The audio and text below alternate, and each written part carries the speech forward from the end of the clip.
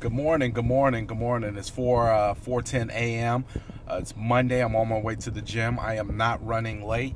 I decided to do a load of laundry for my wife. She's asleep. I figure I could take that on and do some dishes, do some other things to try to help my wife out. She does a whole lot of work and she does a whole lot of things for this family that I think I don't really understand. So I decided to do that. Anyways, yesterday, I wanted to watch the World Series. Now, I haven't caught any of it. This was the fifth game. I hadn't caught any game up to this point. I wasn't concerned with it up to this point.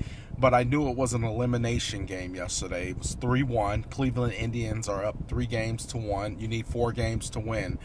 Now, the reason I wanted to watch this game is because I knew that there's a lot of history behind both these teams. There's a lot of history behind Chicago Cubs not making it to the World Series or being at this point in life.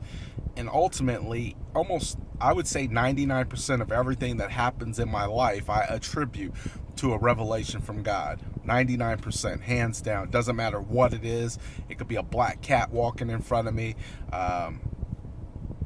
I don't know what the hell I'm going to call it, but whatever it is, almost everything I'm going to attribute to faith or destiny, hands down. I wanted to watch this game. I wanted to see faith and destiny unfold in front of the world.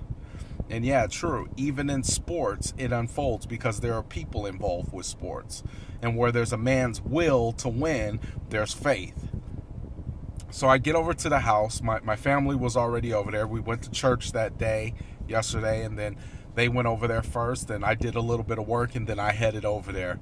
I got to the house around the second or third inning of the Cleveland Cubs World Series game. I sit down, start watching it, and I'm explaining the game to my wife a little bit. And I'm just watching how the game's unfolding. I want to see where the faith plays are coming at. Now, some people are going to understand what that means. Other people are going to be like, what the hell are you talking about? It's just baseball. Yeah. That's probably how you look at life, too. And I'm watching the game. And there was a couple things that had happened. One was where the guy went to go catch the ball. I think it was the first baseman and the catcher, the catcher or the pitcher, and the first baseman went to go get a pop fly. The first baseman could not handle the pop fly. It fell out of his glove. This is with Chicago. It fell out of his glove, and some way, somehow, the pitcher, or whoever the hell that was, the pitcher or the catcher, was standing there to catch the ball before it hit the ground, causing an out. The chances that you can set that up or that you can practice something like that is, or that it would really happen in a game life scenario, because most time there's a pop fly, you catch the ball. It's not a big deal. It's like a free throw. There's nobody contesting you. It's a ball up in the air. It's getting ready to come down. Catch the ball. But the ball popped out of his glove. Could have hit the ground just as easily as anything else. Nobody would have thought anything of it. But another one of his teammates were there to catch the ball before it hit the ground. I said, that's one sign. That's one sign. The second one is, now anybody who's ever played baseball, you know that when there's a pop fly, you have to call off everybody. If there's a pop fly in the air and me and you are both running at that ball, if I feel like I have it and I haven't heard you call me off, I'm going to call you off. I'm going to wave my arms and I'm going to yell, got it, got it, got it, got it.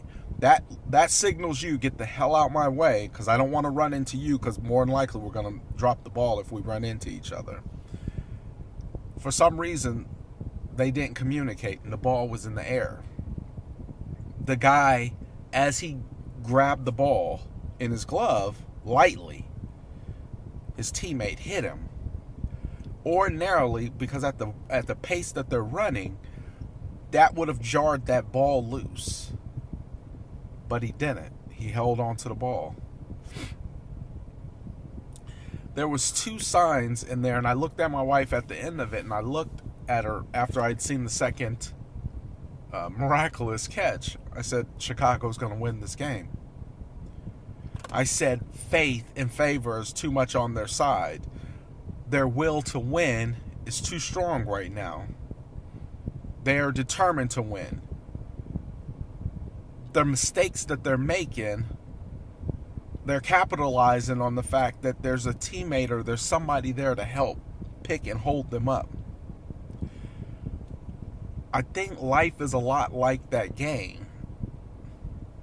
You're always going to look back at moments and times in your life where you're going to say, there was a mistake that happened, but yet my life was able to be picked up from that point and move forward. And when you can draw strength from those types of downfalls or those types of potential defeating moments, it's a powerful situation.